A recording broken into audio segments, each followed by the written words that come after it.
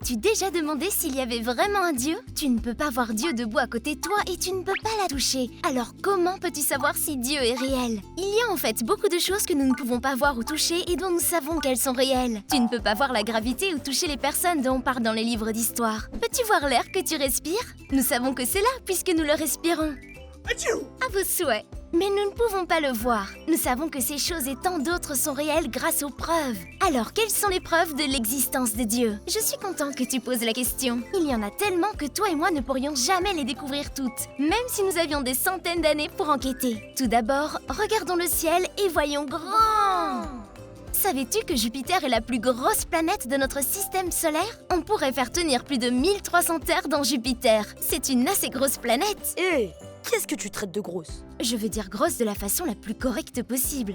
Ok, je pense que c'est bon alors. Continue. Merci. Enfin bref, c'est une bonne chose que Jupiter soit si grosse. La grande taille de Jupiter lui permet d'attirer vers elle des astéroïdes qui pourraient sinon se diriger vers la Terre. Je suis plutôt incroyable, pas vrai? Ouais, tu es incroyable. Et c'est la preuve que tu es conçu. Pense-y. Quand tu vois un bâtiment, penses-tu qu'il s'est créé lui-même ou que quelqu'un l'a construit? Jupiter et toutes les autres planètes, étoiles et galaxies étonnantes dans l'univers sont bien plus complexes que n'importe quel bâtiment. Elles sont la preuve qu'il y a quelqu'un qui les a créées. Quelqu'un de super intelligent et de super incroyable. Jupiter est plutôt grosse, mais maintenant, pensons petit.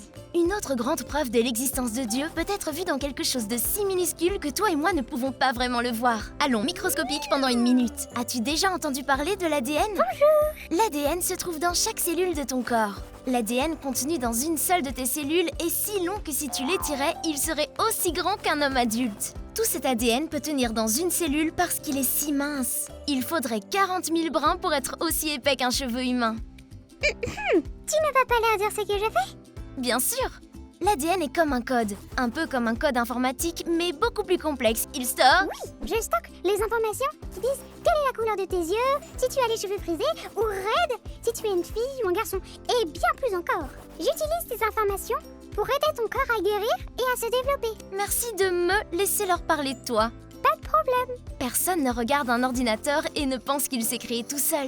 Lorsque nous voyons l'incroyable conception de l'ADN, c'est une preuve énorme de l'existence d'un Dieu créateur. Te souviens-tu de la question par laquelle nous avons commencé? Y a-t-il un Dieu? Que montrent les preuves? La conception de l'univers qui nous entoure, du plus grand comme Jupiter au plus petit comme notre ADN, sont autant de raisons pour lesquelles tu ne peux pas avec confiance, oui, Dieu existe.